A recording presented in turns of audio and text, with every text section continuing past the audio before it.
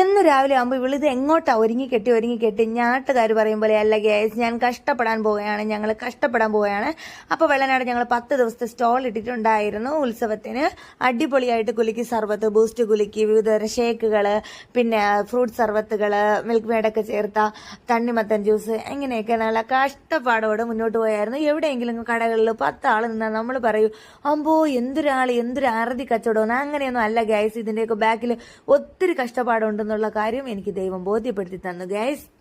അങ്ങനെ ഞങ്ങളുടെ പിന്നെ അത് ഏറ്റവും ഫേമസ് ആയി ബൂസ്റ്റ് കുലുക്കിയും കരിക്കിഷൊക്കെ ആയിരുന്നു.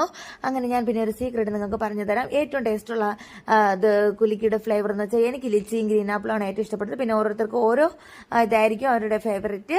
അങ്ങനെ ഞങ്ങൾ പിന്നെ ഉറക്കൊഴിഞ്ഞും കഷ്ടപ്പെട്ടൊക്കെ ഒത്തിരി കഷ്ടപ്പെട്ട് ഉറക്കൊഴിഞ്ഞതിൻ്റെ ആരോഗ്യ പ്രശ്നങ്ങളൊക്കെ ഉണ്ടായിരുന്നു. ഫുഡൊക്കെ കഴിക്കാത്തതിന് ഉണ്ടായിരുന്നു. വല്ലപ്പോഴൊക്കെ കഴിക്കും. പിന്നെ കഴിച്ചില്ലെങ്കിൽ അങ്ങനെ നേരം വെളുക്കുമ്പോൾ വീട്ടിലെത്തും. അപ്പോൾ കുറച്ച് നല്ല ഫ്രണ്ട്സ്